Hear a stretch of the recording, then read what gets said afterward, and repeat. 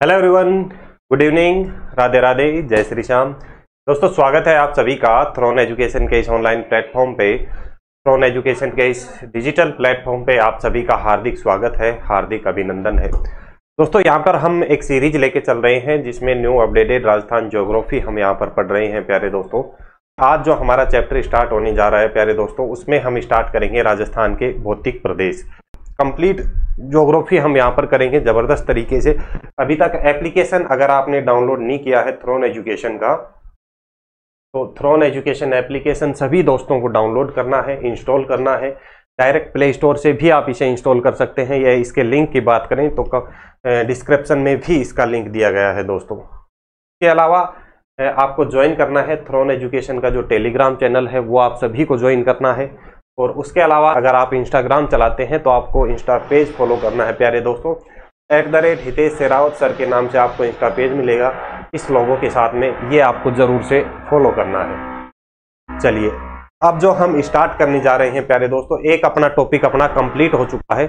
आज जो हमारा टॉपिक रहने वाला है, सेकंड चैप्टर यहाँ से स्टार्ट होगा। राजस्थान के भौतिक प्रदेशों की हम चर्चा करेंगे। जैसा कि राजस्थान के भौतिक प्रदेश हम पढ़ते हैं तो हम देखते हैं कि सबसे पहले प्रोफेसर वीसी मिश्रा ने राजस्थान को 7 भागों में विभाजित किया था भौतिक प्रदेशों के आधार पर। सर्वप्रथम वर्ष 1968 से स्टार्टिंग की जाती है। सबसे पहले हम प्रोफेसर वीसी मिश्रा का वर्गीकरण देखते हैं। उसके बाद में डॉक्टर रामलोचन सिंह राजस्थान का विभाजन करते हैं भौतिक प्रदेशों के आधार पर। 2 मुख्य भागों में विभाजित करते हैं, 4 उप भागों में, और उसके अलावा 12 लघु यानी कि उप प्रदेशों में विभाजित करते हैं। उसके बाद में फिर हम पढ़ते हैं डॉक्टर हरिमोहन सक्सेना और प्रोफेसर तिवारी का जो वर्गीकरण है वो हम देखते हैं प्यारे दोस्तों, जो कि वर्तमान में सर्वमान्य वर्गीकरण माना जाता है। जो हम राजस्थान के 4 भौतिक प्रदेश हम पढ़ते हैं, मरुस्थल पढ़ते हैं, अरावली पढ़ते हैं, पूर्वी मैदानी प्रदेश पढ़ते हैं, हाड़ौती का पठार पढ़ते हैं, तो वो जो वर्गीकरण रहता है वो हरिमोहन सक्सेना और प्रोफेसर तिवारी का जो वर्गीकरण है वो हम देखते हैं। उससे पहले जब भी हम कभी भौतिक प्रदेश स्टार्ट करते हैं प्यारे दोस्तों, तो जो हमारी स्टार्टिंग रहती है वो सबसे पहले हम महाद्वीपीय विस्थापन सिद्धांत से शुरुआत करते हैं। एल्फ्रेड वेगनर ने महाद्वीपीय विस्थापन सिद्धांत दिया था, जिसमें हम देखते हैं कि जो स्टार्टिंग में जो पृथ्वी है वो एक आग के गोले के रूप में रहती है, और जैसे वो आग का गोला ठंडा होता है तो 2 स्थलाकृतियों का निर्माण होता है, एक जलीय स्थलाकृति और एक स्थलीय। जलीय की बात करें तो पेंथालासा कहलाया, और स्थलीय जो भाग है उसे पेंजिया कहा गया। जब आगे समय बीतता है तो पेंजिया में विखंडन होता है और पेंजिया का विभाजन हो जाता है 2 टुकड़ों के रूप में। उसमें से जो एक ऊपर वाला भाग है, ऊपर वाला टुकड़ा अंगारा लैंड कहलाता है, नीचे वाला जो टुकड़ा है वो गोंडवाना लैंड कहलाता है, मध्य का जो शेष हिस्सा बचता है प्यारे दोस्तों वो टेथिस सागर कहलाता है। और आगे फिर चल के अंगारा लैंड और गोंडवाना लैंड में पुनः विभाजन होता है। तो किस तरीके से फिर जो राजस्थान का जो हिस्सा है वो किस भाग का हिस्सा रहता है, वो सारी चीजें हमें देखनी होती हैं अल्फ्रेड वेगनर के महाद्वीपीय सिद्धांत में। तो हम जो सबसे पहले भौतिक प्रदेशों में स्टार्ट करेंगे, आज हम स्टार्टिंग करेंगे अल्फ्रेड वेगनर के महाद्वीपीय सिद्धांत से। उसके बाद में हम देखेंगे प्रोफेसर वीसी मिश्रा का वर्गीकरण देखेंगे, और वीसी मिश्रा के वर्गीकरण के बाद में हम डॉक्टर रामलोचन सिंह का वर्गीकरण, उसके बाद में हरिमोहन सक्सेना का वर्गीकरण, और फिर हम 1 बाय 1 करके मरुस्थल से स्टार्ट करेंगे। आज की जो हमारी क्लास है, अगले 1 घंटे में जो हम चर्चा करेंगे उसमें यही चीजें देखेंगे, महाद्वीपीय विस्थापन सिद्धांत, और उसके बाद में किस वैज्ञानिक ने राजस्थान को किन किन भौतिक प्रदेशों में विभाजित किया। तो आज की क्लास में हम ये सारी चीजें देखेंगे, किस तरीके से वर्गीकरण है। कल जो नेक्स्ट क्लास होगी उसमें हम पहला भौतिक प्रदेश स्टार्ट करेंगे, यानी कि मरुस्थल से। आज की जो क्लास है बहुत इंपॉर्टेंट होने वाली है, यहाँ से एक क्वेश्चन अक्सर एग्जाम में देखने को मिलता है प्यारे दोस्तों। तो आप पहले तो हेडिंग डालें, चैप्टर नंबर 2 राजस्थान के भौतिक प्रदेश। सभी विद्यार्थी हेडिंग डालें, चैप्टर नंबर 2 और राजस्थान के भौतिक प्रदेश। और भौतिक प्रदेशों में सबसे पहले जो आपको हेडिंग डालनी है दोस्तों, वो क्या रहेगा, एल्फ्रेड वेगनर का महाद्वीपीय सिद्धांत। हेडिंग डालें, एल्फ्रेड वेगनर का महाद्वीपीय सिद्धांत। और इस एल्फ्रेड वेगनर के महाद्वीपीय सिद्धांत की अगर बात करें तो स्टार्टिंग में जो पृथ्वी है, इसे हम एक आग के गोले के रूप में लेके चलते हैं प्यारे दोस्तों। स्टार्टिंग में पृथ्वी क्या रहती है, आग का गोला।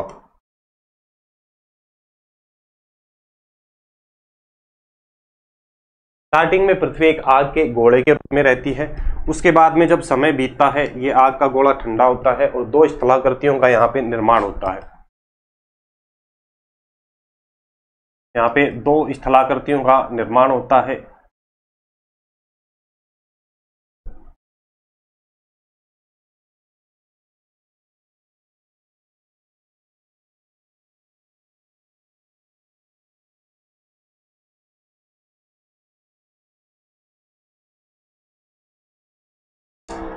एक तो इसमें रहता है स्थलीय भाग और एक जो रहेगा प्यारे दोस्तों जलीय भाग। ये वाला जो हिस्सा है ये कौन सा, स्थलीय भाग।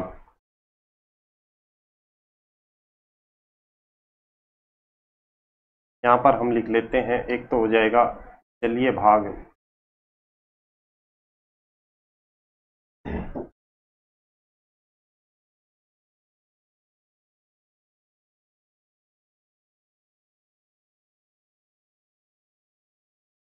एक तो हुआ जलीय भाग और इस जलीय भाग को क्या कहते हैं प्यारे दोस्तों, पैंथालाशा।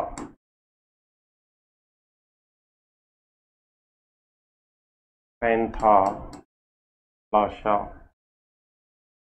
और ये जो एक भाग यहाँ पे निकल के आता है स्थलीय, और ये क्या था, स्थलीय भाग, और ये स्थलीय भाग क्या कहलाएगा दोस्तों, पेंजिया।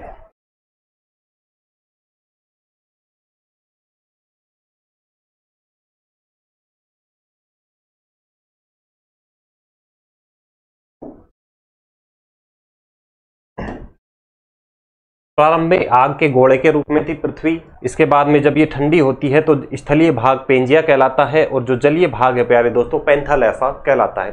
साथ साथ में पेन कॉपी आपको लेके बैठना है और साथ साथ में नोट्स बनाते हुए चलें, नोट करते हुए चलें चीजों को, ठीक है।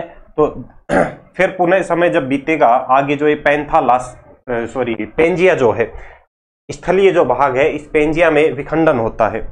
इस पेंजिया में विखंडन होगा और ये दो टुकड़ों में विभाजित हो जाएगा। दो टुकड़ों में इसका विभाजन हो जाएगा। विभाजन होने के बाद में जो ऊपर वाला टुकड़ा है ये कहलाएगा प्यारे दोस्तों अंगारा लैंड।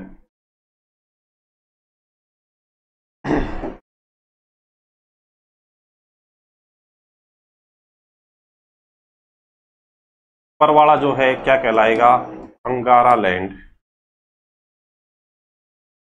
और नीचे वाले की हम बात करें गोंडवाना लैंड। यानी कि ऊपर वाली जो हिस्सा है वो कहलाई अंगारा भूमि और नीचे वाले की बात करें तो क्या कहलाएगी, गोंडवाना भूमि।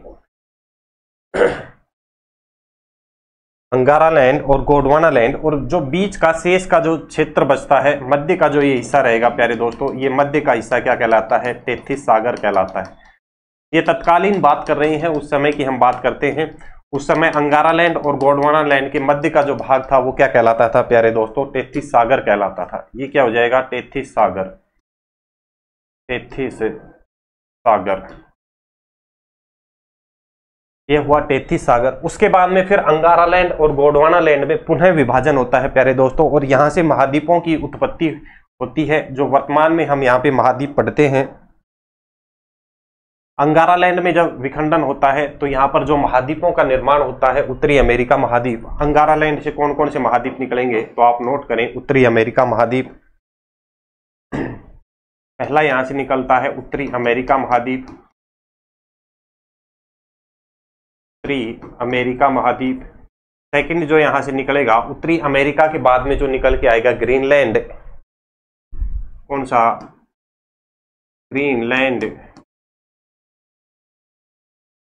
ग्रीनलैंड के बाद में यूरोप। उत्तरी अमेरिका, ग्रीनलैंड, यूरोप, एशिया महाद्वीप जो है।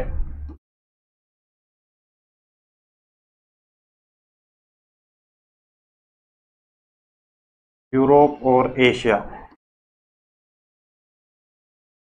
ये जो वर्तमान में जो महाद्वीप हैं किसका हिस्सा है, ये सारे चारों जो भूखंड हैं अंगारा लैंड के हिस्से हैं। इधर हम बात करें गोंडवाना लैंड की, तो इस गोंडवाना लैंड से जो विखंडन होता है और जो महाद्वीपों का निर्माण होता है उसमें आएगा दक्षिणी अमेरिका। पहले नंबर पे दक्षिणी अमेरिका। दक्षिणी अमेरिका, दक्षिणी अमेरिका के बाद में सेकंड नंबर पर आता है अफ्रीका। अफ्रीका के बाद में प्यारे दोस्तों हम देखते हैं जो प्रायद्वीपीय भारत, जो हम देखते हैं कौन सा, प्रायद्वीपीय भारत का हिस्सा, प्रायद्वीपीय भारत। प्रायद्वीपीय भारत के बाद में जो चौथा भूखंड यहां पर आएगा ऑस्ट्रेलिया का आता है प्यारे दोस्तों। कौन सा, ऑस्ट्रेलिया, बिल्कुल।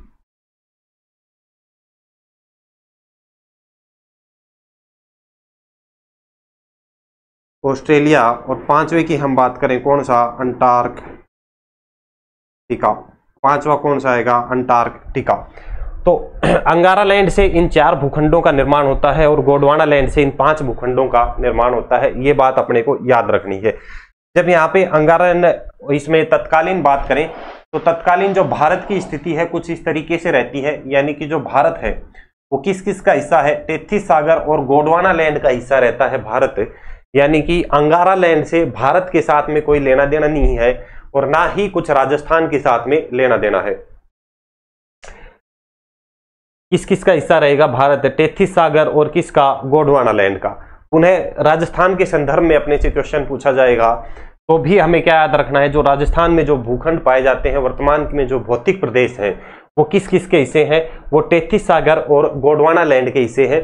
जब हम राजस्थान में चर्चा करेंगे मरुस्थल की और पूर्वी मैदान की, तो मरुस्थल और जो पूर्वी मैदान का जो हिस्सा है वो तो किसका अवशेष माना जाता है, तेथिस सागर का अवशेष माना जाता है। और बाद में जो हम देखेंगे अरावली पर्वतमाला और जो हाड़ौती का जो पठार है नीचे वाला जो हिस्सा है प्यारे दोस्तों, वो गोंडवाना लैंड का हिस्सा माना जाता है। तो ये बातें अपने को याद रखनी है। ये जो स्थिति है ये किसकी है, आपको याद रखनी है, ये भारत की स्थिति है। तत्कालीन भारत कुछ इस तरीके से था, तो ये आपको याद रखनी है। भारत किसका अवशेष रहेगा, तेथिस सागर और गोंडवाना लैंड का। आपसे ऑप्शन में क्वेश्चन पूछ लिया जाए तो अंगारा लैंड से संबंधित यहाँ पर कुछ भी नहीं है। अंगारा लैंड का ना तो भारत के साथ में कोई लेना देना है, ना ही राजस्थान के साथ में कोई लेना देना है। इस चीज में आपको बिल्कुल भी कंफ्यूज नहीं होना है प्यारे दोस्तों। यहां तक चीजें एक बार आप नोट कर लें, दोबारा से देखें। स्टार्टिंग में पृथ्वी एक आग के गोले के रूप में रहती है। जब ये आग का गोला ठंडा होता है तो यहाँ पर 2 भूखंडों का निर्माण, 2 स्थलाकृतियों का निर्माण होता है। एक जलीय स्थलाकृति हो जाएगी और एक कौन सी, स्थलीय। इस जलीय भाग की अगर हम यहाँ पे बात करें तो ये जलीय भाग क्या कहलाएगा दोस्तों, पैंथालासा कहलाता है। ये जलीय भाग क्या कहलाता है, पैंथालासा। और जो स्थलीय भाग है वो स्थलीय भाग क्या कहलाएगा, पेंजिया कहलाता है। स्थलीय भाग पेंजिया कहलाता है। इस स्थलीय भाग यानी कि पेंजिया में विखंडन होता है, 2 भूखंडों का निर्माण होता है, अंगारा लैंड और गोंडवाना लैंड। मध्य का जो भाग रहता है वो तेथिस सागर कहलाता है। इस तेथिस सागर के बाद में अगर आगे हम चर्चा करें, अंगारा लैंड में जब विखंडन होता है तो अंगारा लैंड से इन 4 भूखंडों का निर्माण होता है, उत्तरी अमेरिका, ग्रीनलैंड, यूरोप और एशिया। और इसी तरीके से गोंडवाना लैंड में देखें तो दक्षिणी अमेरिका, अफ्रीका, प्रायद्वीपीय भारत, ऑस्ट्रेलिया और अंटार्कटिका, इन भूखंडों का निर्माण होता है किससे, गोंडवाना लैंड से।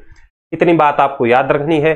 भारत की बात करें तो भारत किसका हिस्सा रहता है, तत्कालीन तेथिस सागर और गोंडवाना लैंड का हिस्सा है। कुछ इस तरीके से भारत की स्थिति हम देख सकते हैं। ये सेम, इसे हम राजस्थान भी मान सकते हैं। राजस्थान भी किस किस का हिस्सा रहेगा, तेथिस सागर और गोंडवाना लैंड का। अंगारा लैंड के साथ कोई लेना देना नहीं है। यहां तक आप एक बार चीजें नोट करें, उसके बाद में आगे हम चर्चा करेंगे। यहां तक एक बार आप नोट कर लें, आगे हम चर्चा करते हैं फिर।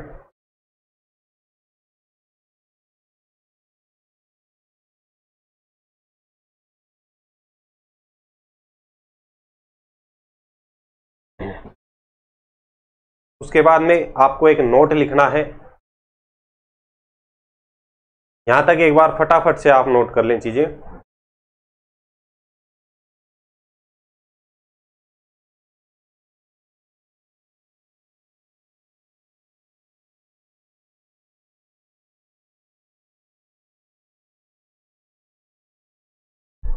आप डायग्राम से चीजें समझ सकते हैं। इसको लिखवाने की मेरे हिसाब से कोई जरूरत नहीं है कि अल्फ्रेड वेगनर ने प्रारंभ में पृथ्वी को एक आग के गोले के रूप में माना, उसके बाद में कालांतर में जब आग का गोला ठंडा होता है तो 2 स्थलाकृतियों का निर्माण होता है। जो जलीय भाग है वो पैंथालासा कहलाता है, स्थलीय भाग है वो पेंजिया कहलाता है। दूसरा पॉइंट आप ये लिखें। उसके बाद में जब इसमें विखंडन होगा तो ये चीजें जो हमने बताई तो आप डायग्राम से अच्छे से समझ सकते हैं। और आगे नेक्स्ट आपको एक नोट डालना है दोस्तों, यहां पर एक नोट डाल के लिखें, चीजें नोट करें।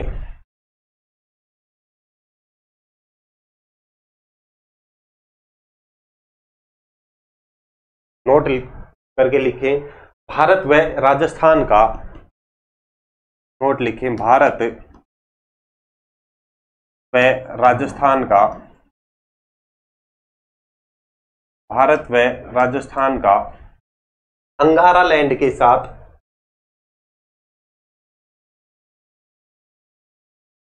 ऐसे लिखें, भारत व राजस्थान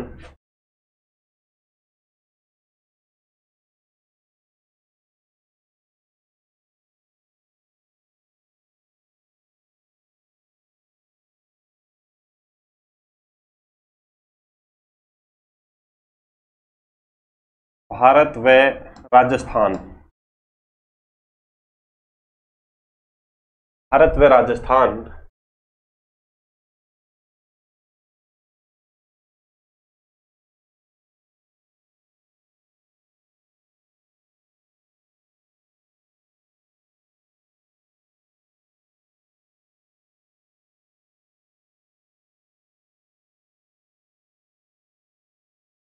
भारत व राजस्थान गोंडवाना लैंड और तेथिस सागर,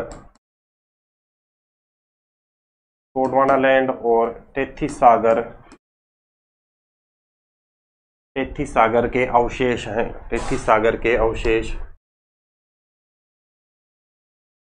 तेथिस सागर के अवशेष हैं।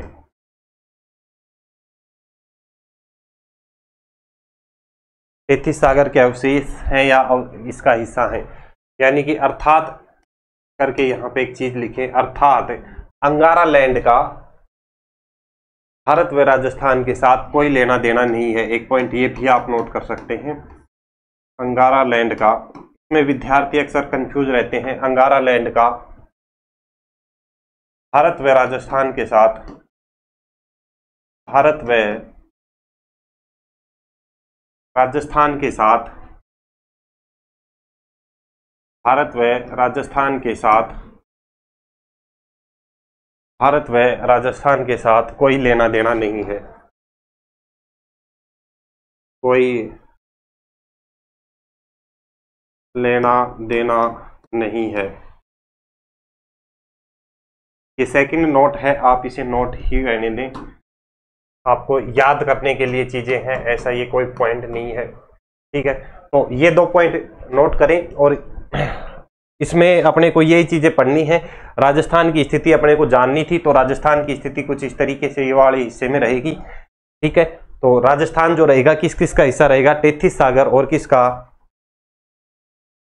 राजस्थान के बारे में अगर आपसे पूछ लिया जाए तो किसका हिस्सा रहेगा, गोंडवाना लैंड और तेथिस सागर का हिस्सा रहेगा राजस्थान, ठीक है। अब इसमें तेथिस सागर के हिस्से में कौन से भाग आएंगे, और बात करें तो जो तेथिस सागर में कौन कौन सा हिस्सा आएगा, जो मरुस्थल है और जो पूर्वी मैदानी प्रदेश है वो तो तेथिस सागर, और गोंडवाना लैंड की अगर बात करें तो अरावली और जो हाड़ौती का पठार है वो इसके हिस्से रहेंगे, ठीक है। ये बातें आपको याद रखनी है, यहाँ तक नोट करें। और उसके बाद में नेक्स्ट आगे अब हम चर्चा करेंगे हमारा जो सबसे पहले जो हम बात कर रहे थे प्रोफेसर वीसी मिश्रा के वर्गीकरण के बारे में। जब भी हम राजस्थान में वर्गीकरण पढ़ते हैं तो सबसे पहले जो राजस्थान के भौतिक प्रदेशों का वर्गीकरण किया था प्रोफेसर वीसी मिश्रा ने किया था। राजस्थान का सर्वप्रथम जो विभाजन भौगोलिक दृष्टि से जो किया गया है और जो हमें पढ़ा जाता है वीसी मिश्रा का, तो आपको हेडिंग डालनी है नेक्स्ट। यहां तक ये चीजें नोट करने के बाद में आपको हेडिंग डालनी है प्रोफेसर वीसी मिश्रा का वर्गीकरण। आपको हेडिंग डालनी है प्रोफेसर वीसी मिश्रा का वर्गीकरण, professor VC Mishra, professor VC Mishra का वर्गीकरण।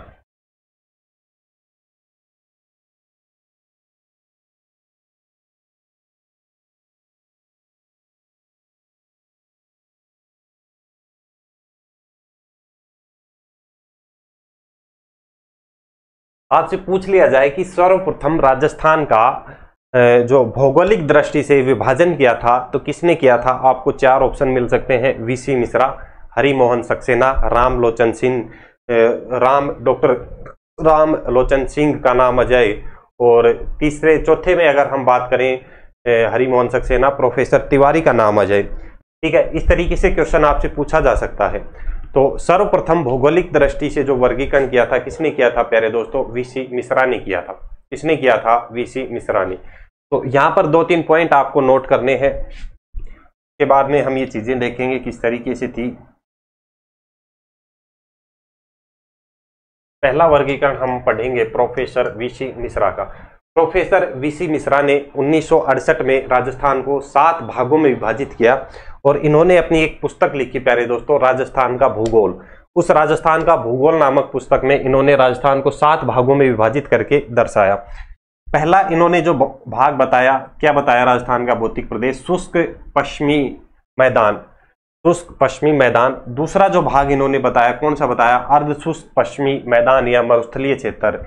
तीसरा जो इन्होंने भाग बताया, कौन सा? नहरी प्रदेश बताया।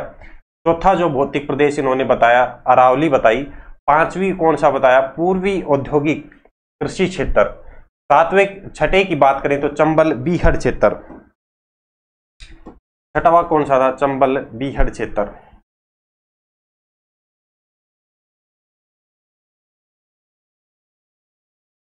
छठवां भौतिक प्रदेश कौन सा था जो वीसी मिश्रा ने बताया? चंबल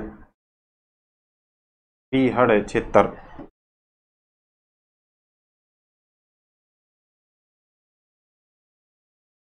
चंबल बीहड़ क्षेत्र। और 7वें की बात करें दोस्तों, कौन सा था? दक्षिणी कृषि औद्योगिक क्षेत्र। कौन सा? दक्षिणी कृषि औद्योगिक क्षेत्र। ये 7 भौतिक प्रदेशों में संपूर्ण राजस्थान को विभाजित किया, किसने? प्रोफेसर वीसी मिश्रा ने। दोबारा से देखें, जैसा आपको याद करने में कोई दिक्कत नहीं होगी। अभी जो हम वर्तमान में पढ़ते हैं यही चीजें पढ़ते हैं, एक बार दोबारा देख सकें। स्टार्टिंग हम इधर से करेंगे, बिल्कुल शुष्क से। शुष्क के बाद में हमें पढ़ना है अर्धशुष्क, अर्धशुष्क के बाद हम चलते हैं नहरी प्रदेश में। सेम यही अभी हम पढ़ते हैं, जब मरुस्थल पढ़ते हैं तो यही चीजें अभी हमें पढ़ने को मिलती हैं। सबसे पहले शुष्क में शुष्क आएगा, उसके बाद में अर्धशुष्क, फिर हम चलते हैं नहरी। नहरी प्रदेश के बाद में प्यारे दोस्तों आएगी अरावली। अरावली के बाद में एक तो कौन सा हो जाएगा? पूर्वी कृषि औद्योगिक क्षेत्र, और उसके बाद में 6वें नंबर पर यहां पर बीहड़ क्षेत्र आ जाएगा, जो कि बीहड़ क्षेत्र के बाद में पूर्वी के बाद में दक्षिणी कृषि औद्योगिक क्षेत्र। जो हाड़ौती के आसपास का क्षेत्र है वो कौन सा कहलाया? दक्षिणी कृषि औद्योगिक क्षेत्र। ठीक है, तो वीसी मिश्रा में 4-5 पॉइंट बना के आपको लिखने हैं। वीसी मिश्रा के वर्गीकरण में 4 पॉइंट आप नोट करके लिखें। सबसे पहला पॉइंट आपको लिखना है, सर्वप्रथम राजस्थान का विभाजन।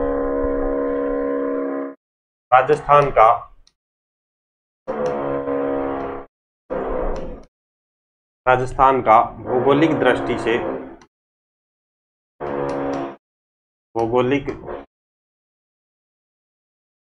राजस्थान का भौगोलिक दृष्टि से सर्वप्रथम विभाजन,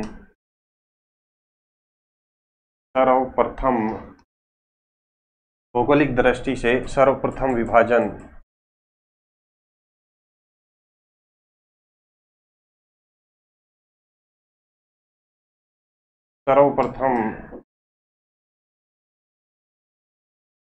विभाजन प्रोफेसर वीसी मिश्रा ने किया। प्रोफेसर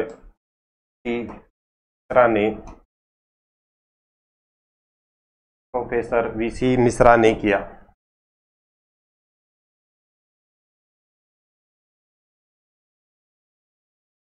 प्रोफेसर वीसी मिश्रा ने किया। कब किया था? वर्ष भी आपको याद रखना है,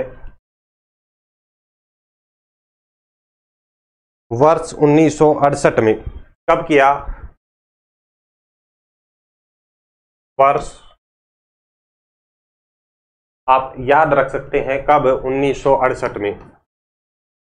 1968 में 7 भागों में, वर्ष 1968 में 7 भागों में।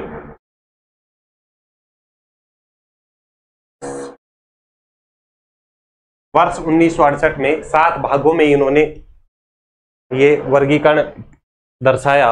और किसमें दर्शाया इन्होंने? किसमें दर्शाया वर्गीकरण? अपनी पुस्तक, एक इनकी पुस्तक थी, कौन सी? राजस्थान का भूगोल, अपनी पुस्तक कौन सी थी? राजस्थान का भूगोल। राजस्थान का भूगोल। राजस्थान का भूगोल नामक पुस्तक में इन्होंने राजस्थान के इस वर्गीकरण को दर्शाया।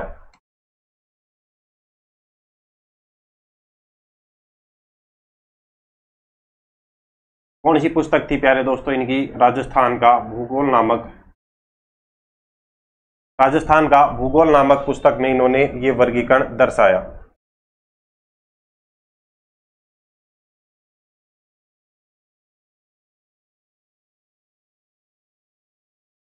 कितने भागों में? 7 भागों में। कितने भागों में किया? 7 भागों में। कब किया? 1968 में। कब किया? 1968 में। तो ये कुछ पॉइंट है जो वीसी मिश्रा के बारे में आपको याद रखने हैं। 7 भागों के नाम आपको याद रखने हैं। यहां तक एक बार आप नोट कर लें।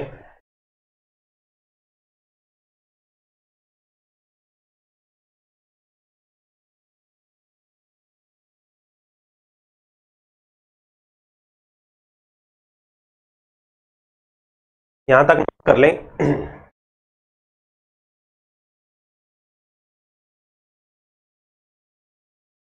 ये मैप भी आप इस तरीके से कुछ बना सकते हैं, एक रॉ मटेरियल कच्चा डायग्राम बना के।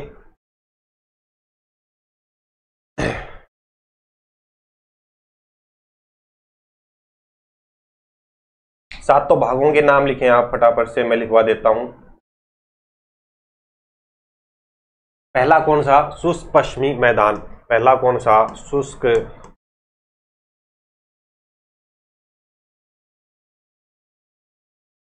पहला शुष्क पश्चिमी मैदान हुआ। दूसरा कौन सा था? भौतिक प्रदेश अर्ध शुष्क।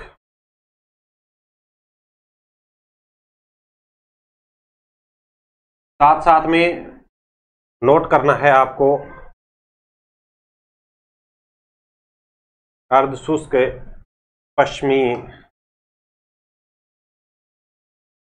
अर्ध शुष्क पश्चिमी मैदान।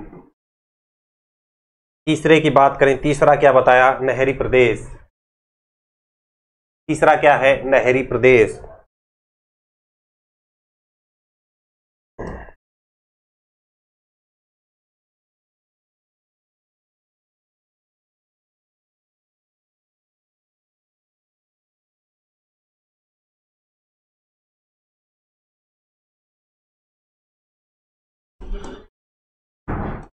तीसरा नहरी प्रदेश। चौथा कौन क्या है दोस्तों? अरावली।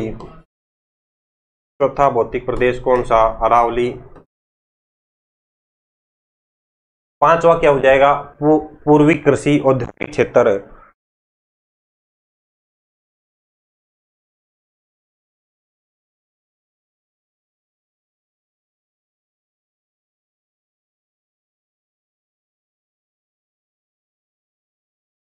पूर्वी कृषि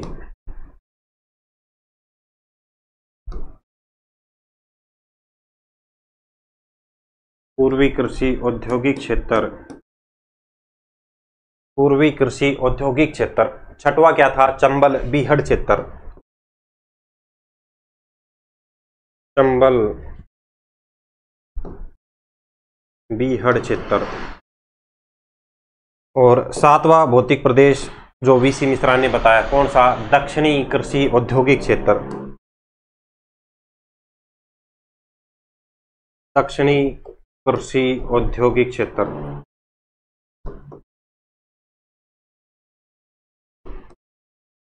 देखो कैसे याद रखना है आपको। एक साइड में अरावली से ऊपर के याद रखें, एक साइड में अरावली से नीचे। अरावली से ऊपर दो तो कौन से हो गए? एक तो शुष्क, एक अर्धशुष्क, और तीसरा कौन सा? नहरी। अरावली से ऊपर। अरावली से नीचे के 3 कौन कौन से हो गए? देखो दो तो क्या हो जाएंगे? कृषि औद्योगिक क्षेत्र। एक तो पूर्व का कृषि औद्योगिक क्षेत्र, एक कौन सा? दक्षिण का कृषि औद्योगिक क्षेत्र। इसमें बीच में कौन सा बचता है? चंबल बीहड़ क्षेत्र। याद करने में कोई दिक्कत नहीं है, माइंड में भी चीजें रह जाएंगी। माइंड मैप में रा मटेरियल, एक रा डायग्राम बनाए आप इस तरीके से। अरावली से ऊपर 3 दर्शाने हैं, शुष्क, अर्धशुष्क और नहरी। अरावली से 3 नीचे दर्शाने हैं, पूर्वी औद्योगिक और कौन सा दक्षिणी औद्योगिक क्षेत्र, और बीच में कौन सा बच जाता है, चंबल बीहड़ क्षेत्र। यहां तक नोट करें।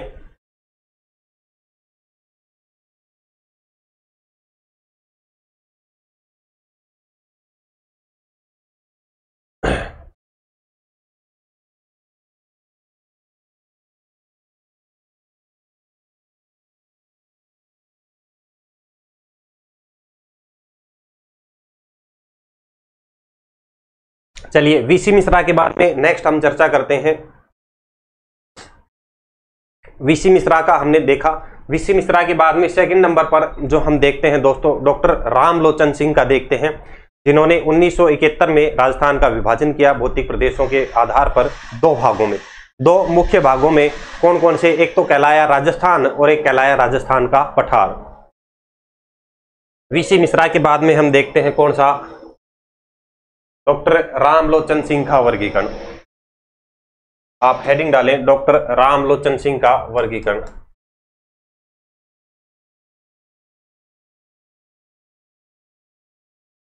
डॉक्टर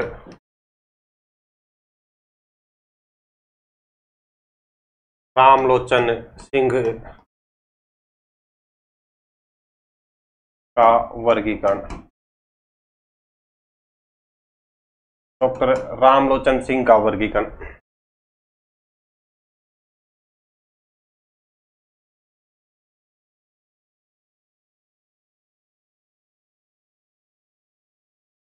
हेडिंग डालें, डॉक्टर रामलोचन सिंह का वर्गीकरण। डॉक्टर रामलोचन सिंह की बात करें तो इन्होंने राजस्थान को दो भागों में विभाजित किया। कितने भागों में दोस्तों, दो भागों में इन्होंने राजस्थान को विभाजित किया। और ये दो भाग कौन कौन से थे, इन्होंने इस अरावली पर्वत श्रृंखला के ऊपर का जो हिस्सा है, ये कौन सी है, अरावली। ये क्या है, अरावली। अरावली से ऊपर का जो संपूर्ण हिस्सा है उसको इन्होंने क्या नाम दिया प्यारे दोस्तों, क्या नाम दिया, राजस्थान। अरावली से ऊपर के संपूर्ण हिस्से को क्या नाम दिया इन्होंने, राजस्थान। और अरावली से नीचे वाला जो हिस्सा है देश, उसको क्या नाम देते हैं, राजस्थान का पठार। अरावली से नीचे का जो हिस्सा है उसको क्या नाम देते हैं, राजस्थान का पठार।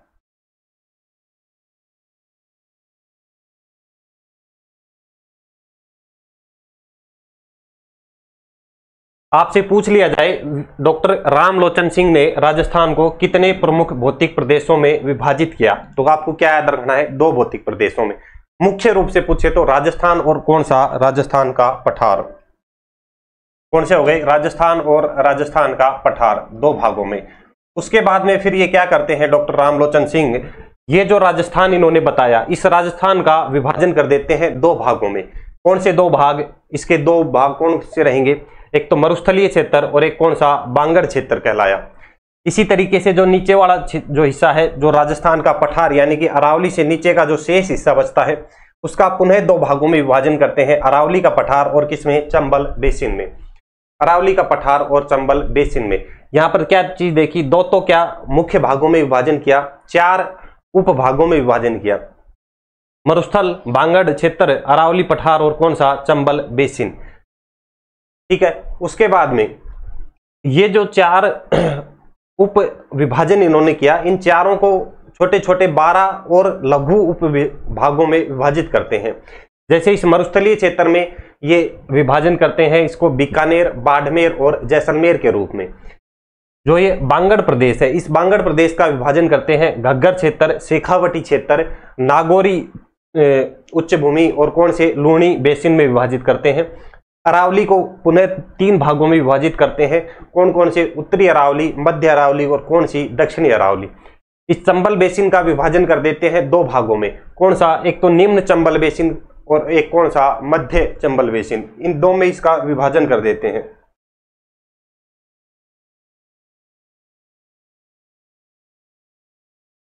तो हेडिंग डालें, डॉक्टर रामलोचन सिंह का वर्गीकरण।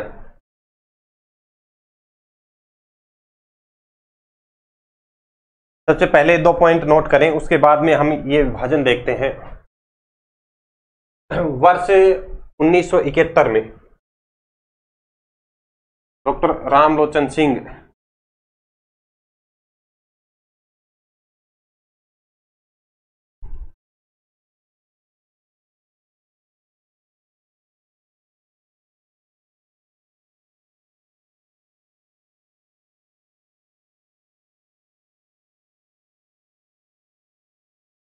वर्ष 1971 में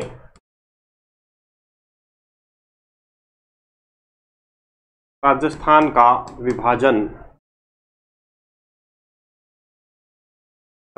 का विभाजन दो भागों में करते हैं, दो भागों में, चार उपभागों में, चार उपभागों और 12 लघु भागों में,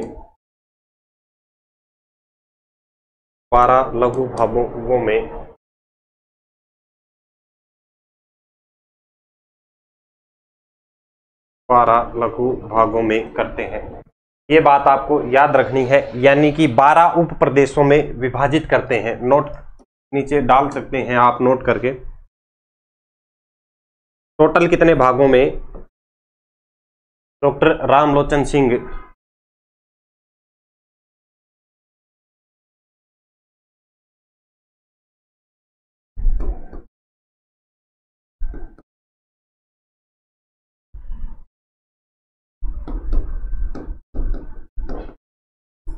राजस्थान का विभाजन 12 लघु भागों में करते हैं। 12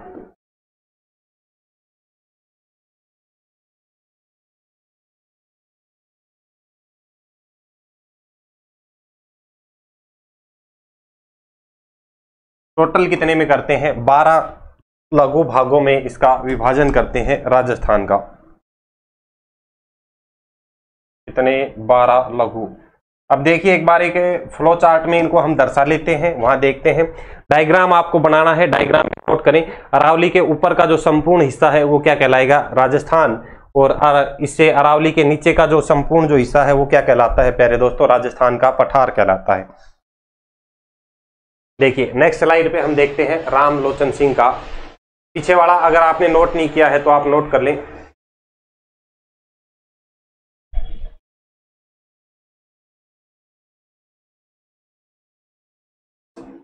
डॉक्टर रामलोचन सिंह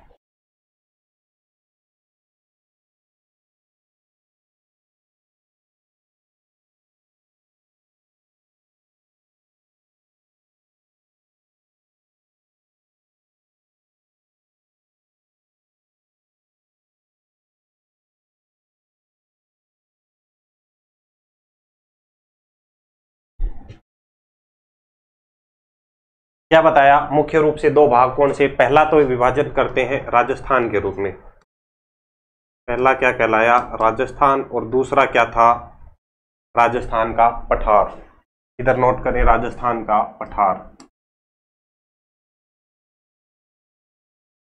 राजस्थान का पठार।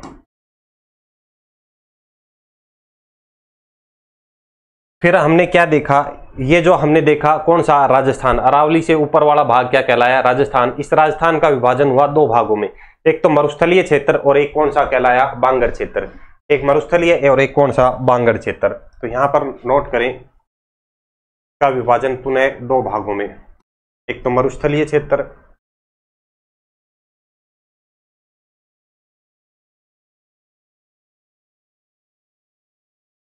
दूसरा बांगड़ क्षेत्र।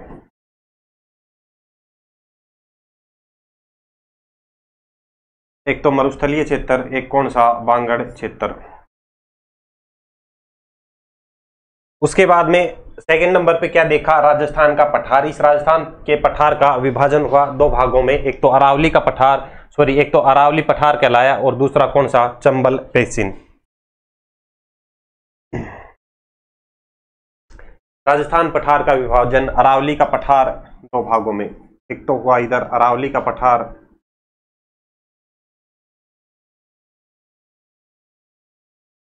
अरावली का पठार, और दूसरा कौन सा? चंबल बेसिन।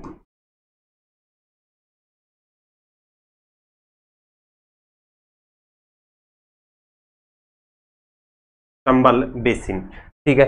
अब इस मरुस्थलीय क्षेत्र की बात करते हैं। इस मरुस्थलीय क्षेत्र का विभाजन होता है पुनः तीन भागों में, और ये बीकानेर, बाड़मेर और जैसलमेर नाम इसको देते हैं।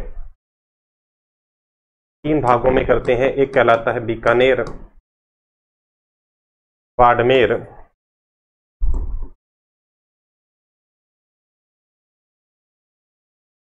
और कौन सा, जैसलमेर। बीकानेर, बाड़मेर और जैसलमेर के रूप में। इधर बांगड़ क्षेत्र की बात करें, इसका विभाजन करते हैं चार भागों में, और ये चार भाग कौन से रहेंगे। सबसे पहले हम देखते हैं घग्गर क्षेत्र, ऊपर वाला जो है घग्गर के बाद में आता है शेखावटी क्षेत्र,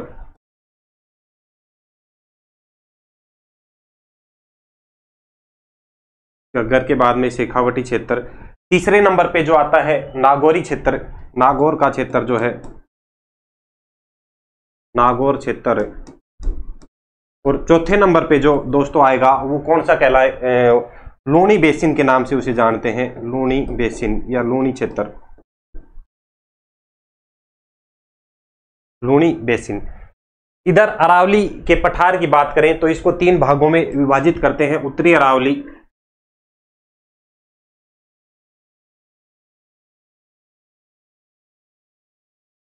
के बाद में मध्य अरावली,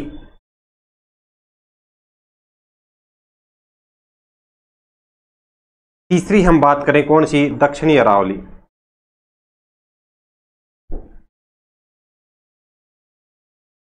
तीसरी हम बात करें क्या कहलाती है, दक्षिणी अरावली।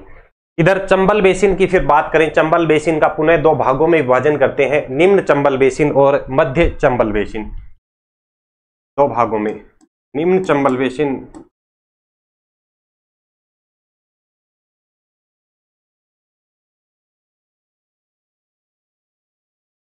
और सेकंड नंबर पे मध्य चंबल बेसिन।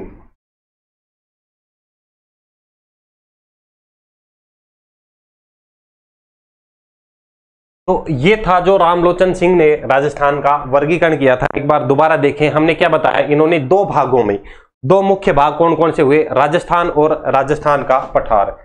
दो मुख्य भाग कौन से हुए, राजस्थान और राजस्थान का पठार। राजस्थान और राजस्थान का पठार। उसके बाद में क्या कहा, चार उपभागों में, चार उपभाग कौन कौन से हुए, मरुस्थलीय क्षेत्र, बांगड़ क्षेत्र, अरावली का पठार और चंबल बेसिन। उसके बाद में नेक्स्ट हमने क्या बताया, 12 लघु भागों में विभाजन किया, और ये 12 लघु भाग कौन से हुए, तीन तो ये हुए बीकानेर, बाड़मेर, जैसलमेर, चार ये हुए घग्गर, शेखावटी, नागौरी क्षेत्र और लूणी क्षेत्र, चार और तीन 7, और तीन ये हुए उत्तरी अरावली, मध्य अरावली, दक्षिणी अरावली, और दो ये हुए निम्न चंबल बेसिन और मध्य चंबल बेसिन। टोटल कितने उपभाग हो गए, कितने लघु प्रदेश हो गए, तो 12 लघु प्रदेशों में। ठीक है, यही बात हमने नोट करके यहाँ पे लिखी, 12 लघु भागों में विभाजित किया रामलोचन सिंह ने। यहाँ से आपको दो तीन बातें यही याद रखनी है कि ये वर्गीकरण कब करते हैं, 1971 में। कितने भागों में, आपसे क्वेश्चन ये पूछ सकता है, रामलोचन सिंह राजस्थान का वर्गीकरण कितने मुख्य भागों में करते हैं, तो आपको ऑप्शन देना है 2। अगर उपभागों की पूछ लें तो आपको ऑप्शन देना है 4, आंसर देना है 4 उपभागों में। और लघु प्रदेशों की बात करें या लघु भागों की बात करें तो आपको याद रखना है दोस्तों, 12 लघु प्रदेशों में विभाजित किया। ठीक है, तो इसमें ज्यादा कुछ अपने को नहीं देखना है, इतनी बातें हमें यहां तक याद रखनी है। वीसी मिश्रा और रामलोचन सिंह में इतनी ही बातें हमें देखनी है दोस्तों। उसके बाद में नेक्स्ट हम यहाँ पर चर्चा करेंगे। अब रामलोचन सिंह का हमने देखा, वीसी मिश्रा का देखा, और जो अब हम वर्तमान में पढ़ते हैं राजस्थान का, प्रोफेसर तिवारी और हरिमोहन सक्सेना का जो वर्गीकरण है राजस्थान का, जिन्होंने राजस्थान का 4 भागों में भौतिक भौगोलिक दृष्टि से राजस्थान को 4 भागों में विभाजित किया, तो वो चीज हम यहाँ पे देखते हैं। प्रोफेसर, तो ये पीछे वाला एक बार आप नोट कर लें यहां तक, अगर चीजें आपने नोट नहीं की हैं, और हेडिंग डालें डॉक्टर हरिमोहन सक्सेना व प्रोफेसर तिवारी का वर्गीकरण।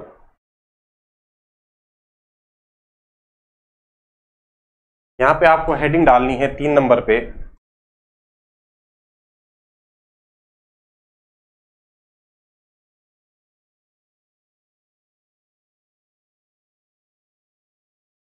डॉक्टर हरिमोहन सक्सेना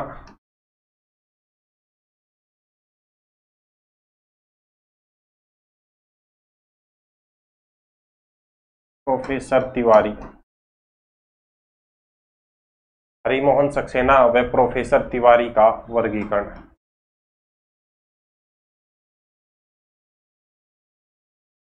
अब जो हम आगे नेक्स्ट जो चीजें हम पढ़ते हैं वो यही हरिमोहन सक्सेना और प्रोफेसर तिवारी का वर्गीकरण ही हम पढ़ते हैं।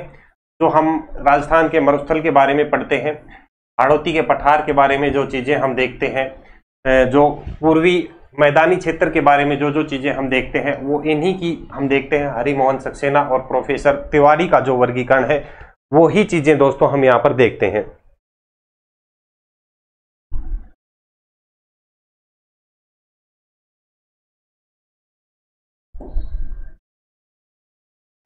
हेडिंग डाल लें, हरिमोहन सक्सेना व प्रोफेसर तिवारी का वर्गीकरण। ये वर्गीकरण करते हैं राजस्थान का वर्गीकरण 4 भागों में। कितने भागों में? 4 भागों में। भौगोलिक दृष्टि से जो राजस्थान का सर्वमान्य वर्गीकरण है वो इन्हीं का आता है। 4 भागों में राजस्थान का विभाजन करते हैं। एक तो कौन सा हो जाएगा? पश्चिमी रेतीला मैदान। पहला कौन सा हो जाएगा? पश्चिमी रेतीला मैदान। सेकंड नंबर पे कौन सा आता है? अरावली। सेकंड नंबर पे क्या आती है? अरावली। तीसरा कौन सा? पूर्वी मैदानी प्रदेश। और चौथे की बात करें कौन सा? हाड़ौती का पठारी प्रदेश। हाड़ौती का पठारी प्रदेश।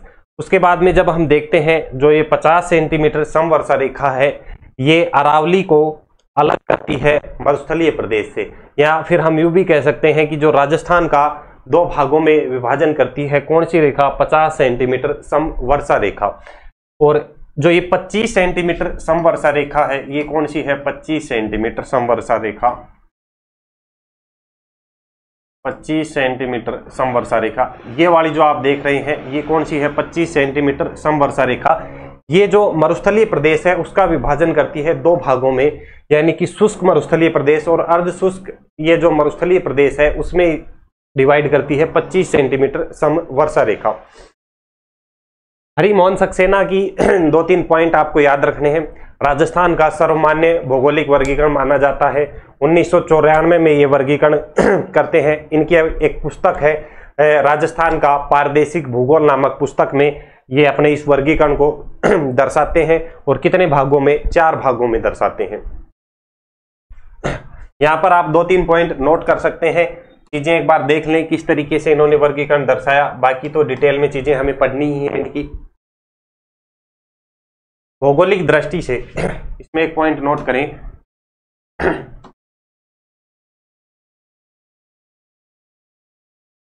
भौगोलिक दृष्टि से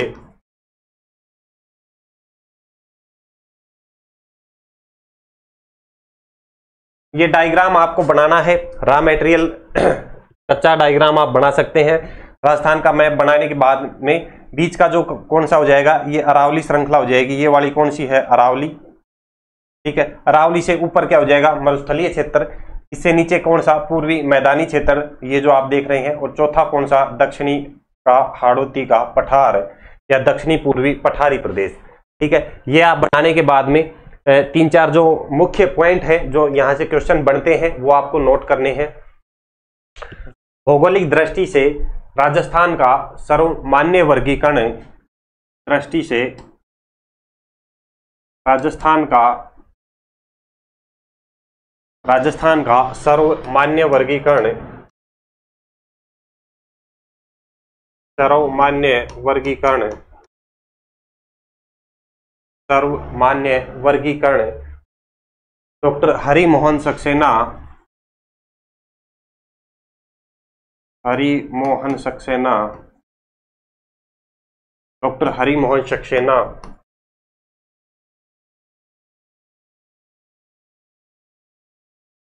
डॉक्टर हरिमोहन सक्सेना व प्रोफेसर तिवारी ने किया। उसके बाद में सेकंड पॉइंट आपको नोट करना है, इन्होंने 1994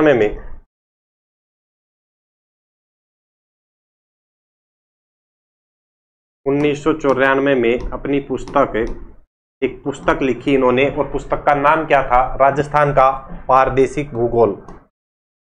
पुस्तक राजस्थान का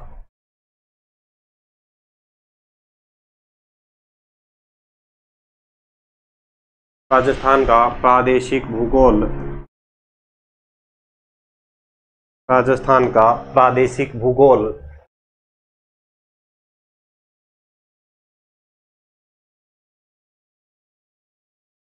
में भौगोलिक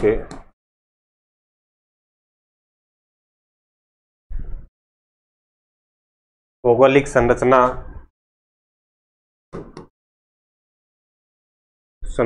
व उच्चांशों के आधार पर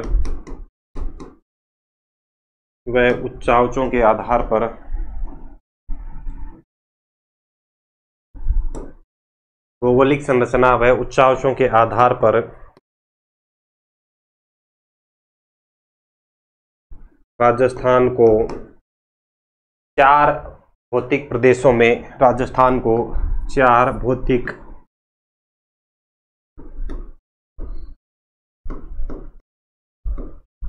चार भौतिक प्रदेशों में विभाजित किया।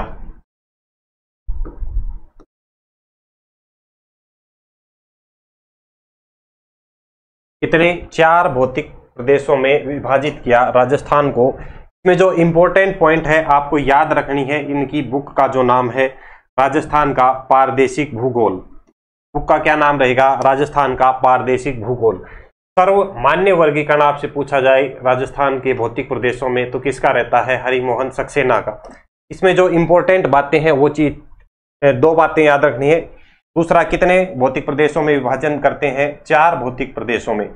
कितने भौतिक प्रदेशों में बांटते हैं संपूर्ण राजस्थान को? चार भौतिक प्रदेशों में विभाजित करते हैं। ये पॉइंट आपको नोट करने हैं। उसके बाद में आगे हम चर्चा करते हैं जो राजस्थान के जो वर्गीकरण ये करते हैं, चार भौतिक प्रदेश कौन कौन से रहते हैं, यहां तक एक बार आप नोट करें। और उसके बाद में जो ये वर्गीकरण करते हैं भौतिक प्रदेशों का वर्गीकरण, वो चीज हम नोट करते हैं। भौतिक प्रदेशों का वर्गीकरण, आप यहां पर हेडिंग डालें राजस्थान के भौतिक प्रदेशों का वर्गीकरण।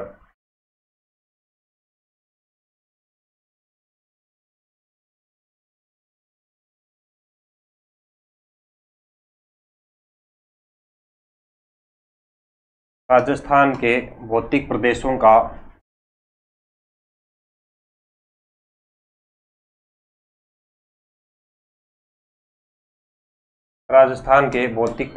का वर्गीकरण।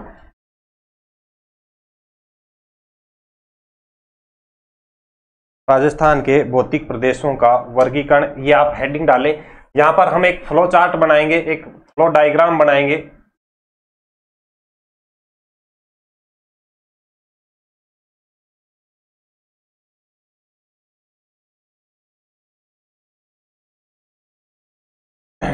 ये फ्लो चार्ट अगर आपके समझ में आ जाता है तो आप ये मान के चलो कि जो भौतिक प्रदेशों वाला जो चीजें हैं वो आपकी आधे से ज्यादा क्लियर हो जाती हैं। बच्चों को कंफ्यूजन तो काफी दिनों तक यही बना रहता है कि जो हम कभी मान लो हमने देखा शेखावटी प्रदेश, तो उसके यही चीज समझ में नहीं आती है कि शेखावटी प्रदेश कौन से हिस्से का भाग है। उसमें आपसे पूछ लिया मालपुरा करौली का मैदान, आपको चीजें तब तक यही समझ में नहीं है कि ये किसका हिस्सा है, तो तब तक कैसे चीजें दिमाग में फिट हो पाएंगी। तो ये फ्लो चार्ट आपको बनाना है। ये फ्लो चार्ट अगर आपके याद हो गया तो ये मान के चलिए आधे से ज्यादा काम प्यारे दोस्तों आपका यहीं कंप्लीट हो जाता है। देखिए, सबसे पहले हम यहां पर देखते हैं जो चार मुख्य भौतिक प्रदेश हैं राजस्थान के।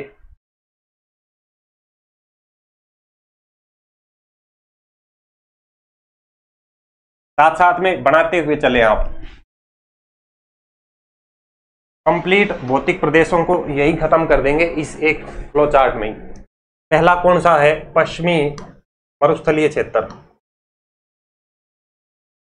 पश्चिमी मरुस्थलीय क्षेत्र, पहला पश्चिमी मरुस्थलीय क्षेत्र। दूसरा कौन सा? अरावली पर्वतीय क्षेत्र।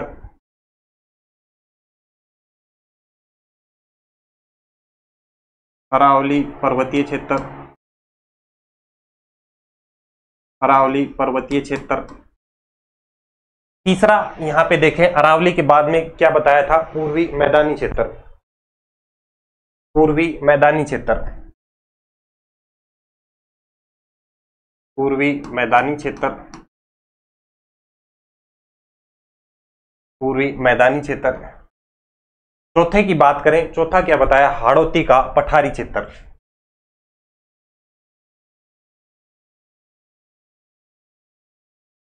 हाड़ौती का पठारी क्षेत्र।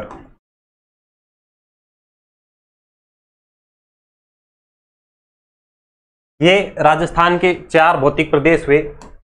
नोट करते हुए चलें, साथ साथ में कंप्लीट आपको नोट करना है। पहला, दूसरा, और ये कौन सा हो जाएगा, पूर्वी मैदानी क्षेत्र तीसरा, और यहां पर हम देखें हाड़ौती का पठारी क्षेत्र। ये हुआ राजस्थान का चौथा भौतिक प्रदेश। अब इस पश्चिमी मरुस्थलीय क्षेत्र की बात करें तो इस पश्चिमी मरुस्थलीय क्षेत्र का विभाजन किया जाता है 2 भागों में। कितने भागों में दोस्तों, 2 भागों में। पश्चिमी मरुस्थलीय क्षेत्र का यहां पर हम विभाजन करते हैं 2 भागों में। एक तो कहलाता है शुष्क मरुस्थल और दूसरा कहलाता है अर्ध शुष्क मरुस्थल। एक तो कहलाएगा शुष्क मरुस्थल, एक कहलाएगा शुष्क मरुस्थल, दूसरा कहलाएगा अर्ध शुष्क मरुस्थल।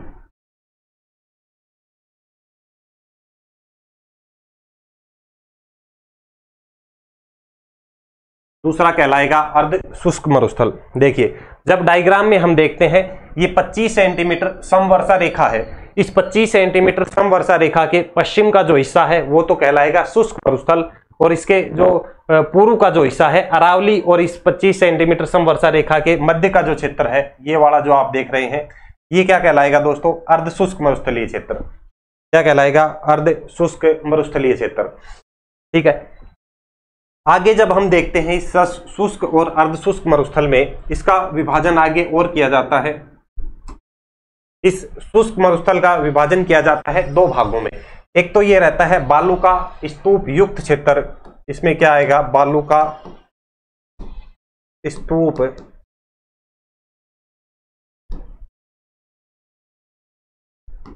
एक तो आएगा बालू का स्तूप युक्त क्षेत्र, और एक कौन सा, मुक्त, बालू का स्तूप मुक्त। ठीक है, यानी कि एक हिस्सा तो ऐसा है जिसमें बालू का स्तूप बने हुए हैं, दूसरा हिस्सा ऐसा है जो बालू का स्तूपों से खाली है, उसमें कोई बालू का स्तूप देखने को नहीं मिलते। इस बालू का स्तूप युक्त क्षेत्र की बात करें तो बालू का स्तूप युक्त क्षेत्र की बात करें तो ये कितना हिस्सा है, 58.5% हिस्सा। 58.5% हिस्सा कैसा है, बालू का स्तूप युक्त है।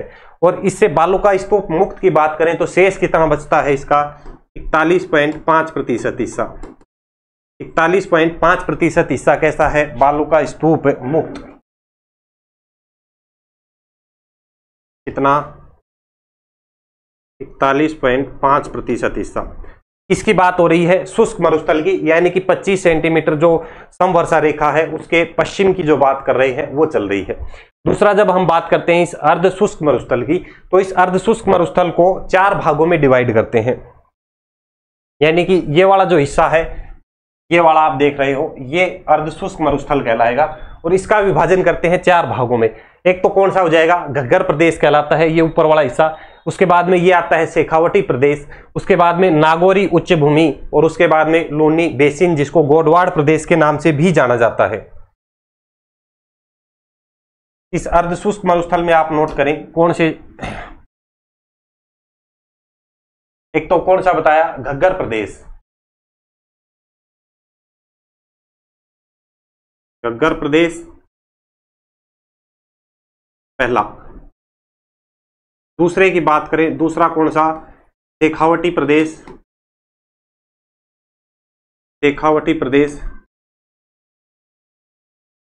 तीसरे की बात करें, शेखावटी के बाद में तीसरा कौन सा, नागौरी उच्च भूमि।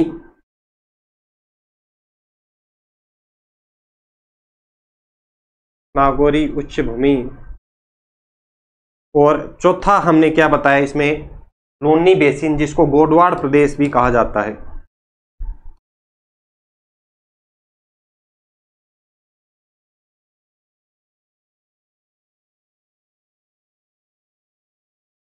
लूनी बेसिन, या इसका अन्य नाम क्या हो जाएगा, गोडवाड़ प्रदेश।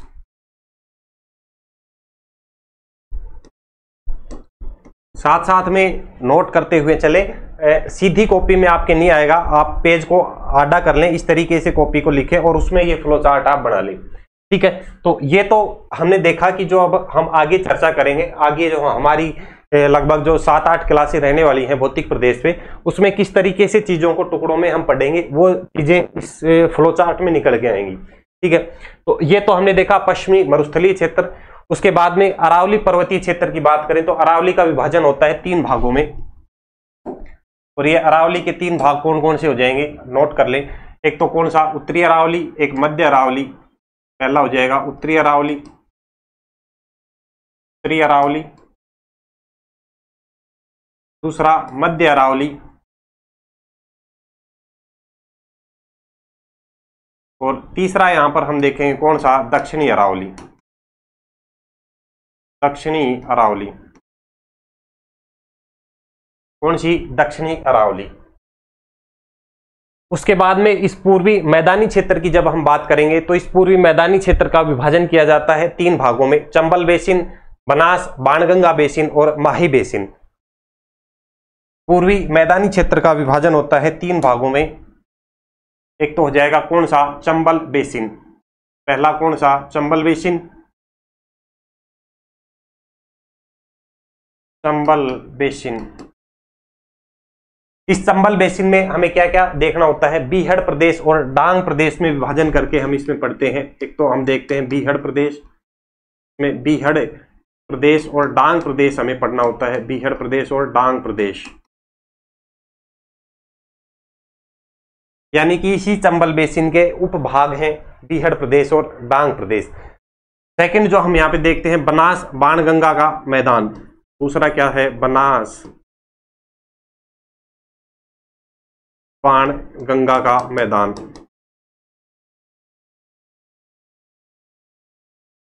बनास बाणगंगा का मैदान इसमें देखते हैं, जिसमें हम पढ़ते हैं रोही का मैदान, मालपुरा करौली का मैदान, पीडमांड का मैदान, और कौन सा, खैराड़ प्रदेश जो हम पढ़ते हैं किसमें, बनास बाणगंगा के मैदान में। तीसरे नंबर पे हम बात करें तो तीसरे नंबर पे हम क्या पढ़ेंगे दोस्तों, माही बेसिन। इस पूर्वी मैदान में तीसरे नंबर पर हम क्या पढ़ते हैं, माही बेसिन, माही बेसिन। और बात करें इस माही बेसिन की तो इस माही बेसिन में हम क्या देखते हैं, छप्पन का मैदान देखते हैं, कांठल का मैदान देखते हैं, और जो वागड़ प्रदेश हम पढ़ते हैं वो किस में आता है, इसी माही बेसिन में आता है। स्पेस कम है, वरना इसको और चीजों को ओपन करते हुए हम बनाते, लेकिन जैसे जैसे हम जो भौतिक प्रदेश स्टार्ट करेंगे उस हर भौतिक प्रदेश से पहले हम एक फ्लो चार्ट बनाएंगे जिसमें सारी चीजें अलग अलग करके दिखाएंगे कि किससे क्या चीज अलग हुई है और कैसे उसका विभाजन हुआ है, किस तरीके से हमें पढ़ना है। आगे हम चीजें देखेंगे बिल्कुल अलग करते हुए। और जैसे हाड़ौती के पठारी क्षेत्र की बात करें तो इसका विभाजन किया जाता है 2 भागों में। एक तो यहाँ पे विंध्यन कगार क्षेत्र आ जाएगा, इसमें कौन सा आ जाएगा, एक तो विंध्यन कगार क्षेत्र, विंध्यन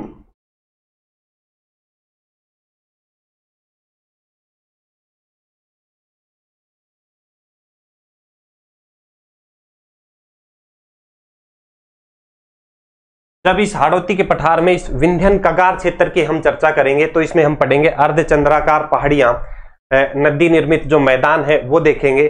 शाहाबाद उच्च भूमि क्षेत्र है वो किस में आएगा, इसी में आएगा, विंध्यन कगार क्षेत्र में।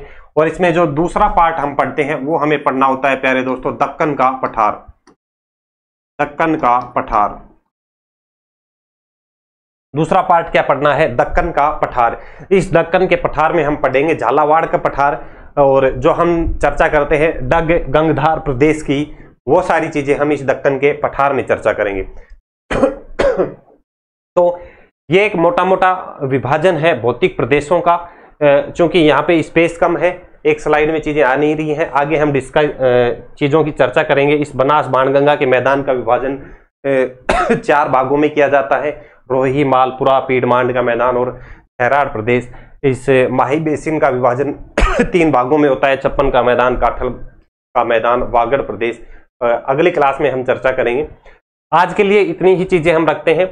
आज जो हमारी क्लास है उसमें हमने देखा कि जो वर्गीकरण है किस तरीके से किस वैज्ञानिक ने किया है, बाकी कल हम चर्चा करेंगे जो नेक्स्ट क्लास में पश्चिमी मरुस्थलीय क्षेत्र से। यहां तक आप चीजें नोट कर लें।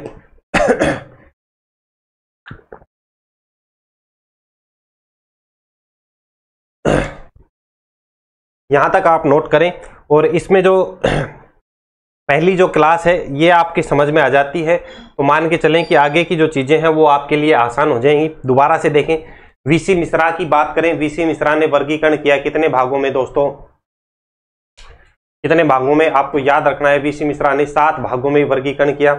रामलोचन सिंह ने कितने भागों में वर्गीकरण किया, 2 मुख्य भागों में, 4 उपभागों में और 12 लघु भागों में। कितने, 12 लघु भागों में। उसके बाद हरिमोहन सक्सेना का जो हम कल से कंटिन्यू करेंगे, हरिमोहन सक्सेना का वर्गीकरण। और कल जो हमारा टॉपिक रहने वाला है नेक्स्ट क्लास में हम स्टार्टिंग करेंगे पश्चिमी मरुस्थलीय क्षेत्र से, या पश्चिम का जो मरुस्थल है उससे हम चर्चा करेंगे, यानी कि कल हमारा पहला भौतिक प्रदेश रहेगा दोस्तों। आज के लिए हम इतना ही रखेंगे। कंप्लीट नोट्स आपको साथ साथ में बनाने हैं। क्लास को अधिक से अधिक दोस्तों के साथ में शेयर करना है। हमारी कोशिश रहेगी सीईटी ग्रेजुएशन लेवल का जो ज्योग्राफी जो रहता है वो यहाँ पर हम कंप्लीट करें। उसके अलावा जो अन्य जो एग्जाम होने वाले हैं राजस्थान में, चाहे सीईटी 12th लेवल की बात करें, पशु परिचर की बात करें और बाकी जो भी एग्जाम है, read, second grade, first grade, उनसे संबंधित जो ज्योग्राफी से क्वेश्चन बन सकते हैं, बिल्कुल 0 से एडवांस लेवल तक हम चीजें लेके चलेंगे। शून्य से शिखर तक पहुंचने की हम कोशिश करेंगे दोस्तों। जैसे ही हमारा ये टॉपिक कंप्लीट होगा भौतिक प्रदेशों वाला, उसके बाद में हम इस भौतिक प्रदेशों से क्या क्या क्वेश्चन बन सकते हैं, संभावित और जो आगामी एग्जाम में आ सकते हैं, पीछे के एग्जाम में पूछे गए हैं, सारे हम देखेंगे एक क्लास में, कंप्लीट रिवीजन करेंगे। जैसा कि हमने पीछे क्लासों में किया था कि पहले हमने 4-5 टॉपिक पढ़े, उन 4-5 टॉपिकों से क्या क्या क्वेश्चन बन सकते हैं एमसीक्यू वाले, एक क्लास में हमने वो सोल्व किए। ठीक है, इसी तरीके से जो आगे की क्लासें हमारी होने वाली हैं कंटिन्यू रहेंगी। तो आपको मैं बार बार कह रहा हूं कि नोट्स बनाते हुए चलना है, आपको नोट करते हुए चलना है। बिल्कुल शून्य से शिखर वाला कंटेंट आपको यहाँ पे मिलेगा प्यारे दोस्तों। इधर उधर भटकने की आवश्यकता नहीं है। मैं आज फिर से आपको कह रहा हूं कि ज्योग्राफी के लिए आपको कहीं जाने की आवश्यकता नहीं है। मैं कंप्लीट ज्योग्राफी आपको कराऊंगा और सीईटी ग्रेजुएशन वाले एग्जाम से पहले पहले कंप्लीट ज्योग्राफी आपको मिल जाएगी। ठीक है, कोई चिंता की बात नहीं है। कंप्लीट करने के बाद मैं कोशिश करूंगा रिवीजन भी कराऊं आपका और याद कराने की कोशिश करूं जिन जिन टॉपिक में आपको दिक्कत होती है। ठीक है, चलिए आज के लिए इतना ही हम रखेंगे, बाकी चर्चा हम नेक्स्ट क्लास में करेंगे। सभी दोस्तों को जय हिंद, जय भारत।